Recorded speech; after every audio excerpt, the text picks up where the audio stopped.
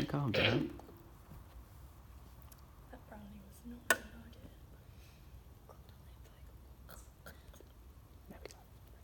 How did you explore the quality of voice? No, start from the beginning. I wasn't ready for that question. Alright, okay. What are the different types of political speeches? So we were set a task that we had to go away on an independent study day and research the different types of speeches. So there was ones like political, informative. We looked at whether protest songs would fall under that umbrella.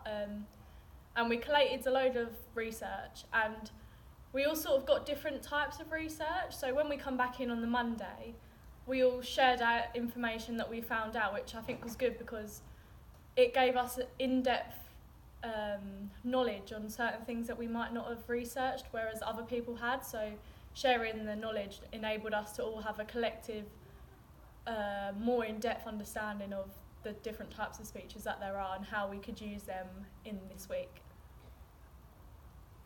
How did you explore the quality of voice when looking at different types of speeches? So again, on our independent study day, we were set a task where we had to look at a video that inspired us, that was a speech. It didn't have to be just a political speech, it could have been any type of speech. And we done a workshop where we was listening to the quality of the voice, so whether it was harsh, soft, and what other effects that this had. So if you've got quite a motherly nature to your voice, you're going to be more inclined to feel warmth to that person because it will remind you of your mum. And if they're more harsh, you might be deterred from their voice because you don't really like how they're coming across. It might seem a bit aggressive. Skills. What skills have you gained, or what skills did you discover you already had? I can't remember what I've done. You just wrote skills.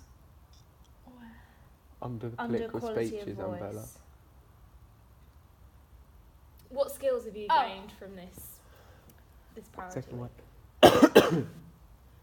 So we looked at different ways of how to deliver a political speech and the different skills that you can use for this, such as repetition. You'll notice a lot that people say the same thing in a multiple of different ways in like the same sentence to get their point across, and it's not obvious to the audience that this is happening, but you as the giver of the speech, you're just reinforcing your point, and it's sort of subconsciously redoing it so that the audience do get the message without it being literally forced upon them. And we really looked at these skills of a way of how we could use them and what worked for us, not necessarily just getting all of them down, because I don't think it would be useful for some of us. Like for myself, I think I have other qualities and skills that I can play on more, such as like the motherly type warmth to a voice than being harsh and things like that.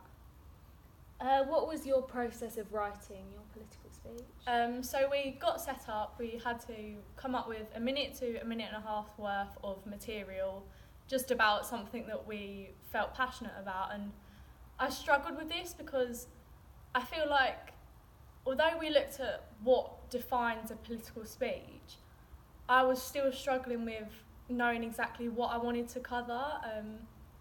And I think finding it was hard, but once I found it through like research and other videos, it sort of just started coming naturally, and it was hard to keep writing and then you'll think of something different and it wouldn't quite link. So there was a lot of cutting and chopping of the speech, but once I got it down to a final product, I was really happy with how it come across, and I think I embedded quite a few skills that I'd learned in there, so that as a whole speech, I think it would have been effective to an audience.